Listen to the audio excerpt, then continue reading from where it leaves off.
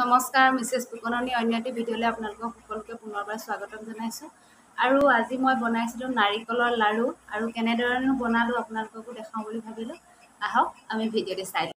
আমি নাৰিকল লৈছিলোঁ 3টা আৰু চুজি আধা কেজি পেকেট এটা আনিছোঁ।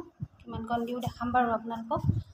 তাৰপৰা আৰু লগতে এয়া চেনিখিনি আমি নাৰিকলৰ টুকুৰা জোখেৰে লৈছোঁ। যেইটা নাৰিকল লৈছোঁ তাৰ টুকুৰা জোখেৰে আমি সিমান চেনি দিম।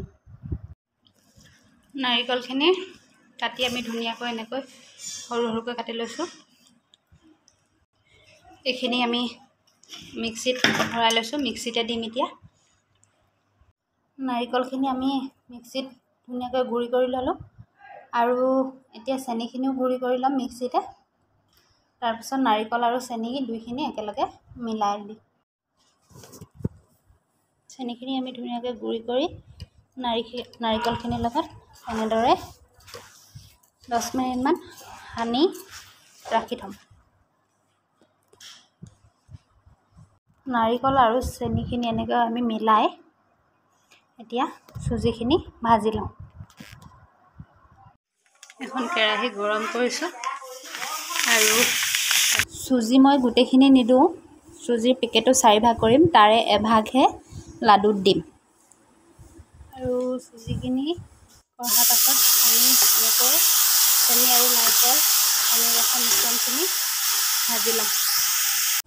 মই নাৰিকল 3টা লৈছিলোঁ, সেইবাবে 3টা টুকুৰা জোখেৰে 3 টুকুৰা চেনি লৈছোঁ।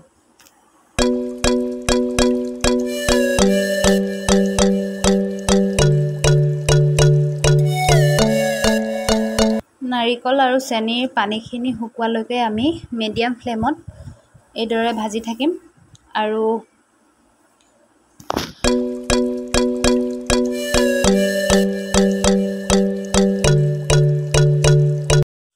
মোৰ পানী অলপ শুকাইছে আৰু অকণমান সময় ভাজিম আমি।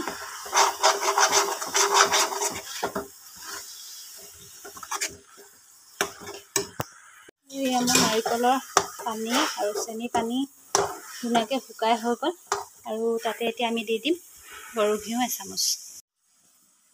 ঘিউ এচামুচ আৰু লগতে ইলাচি গুড়ি অলপমান দি মই আকৌ এবাৰ লৰাই দিম আৰু গেছটো অফ কৰি দিম। আৰু গেছটো অফ কৰি আমি ভাজি ৰখা চুজিখিনি এনেকৈয়ে মিলাই ল'ম। গেছটো কিন্তু মই অফ কৰি লৈছোঁ। এইদৰে আমি গৰমে গৰমে লাডু কৰি যাম।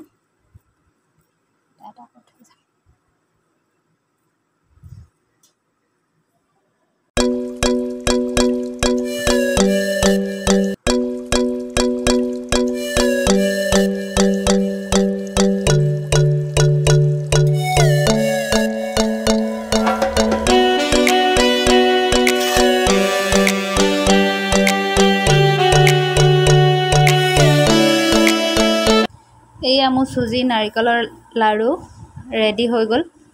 মোৰ ইয়াত 3টা নাৰিকলত 75টা লাড়ু ওলালে। নাৰিকলকেইটা সৰু আছিলে সেয়েহে। আৰু আপোনালোকে ভিডিঅ'টো চোৱাৰ বাবে বহুত বহুত ধন্যবাদ।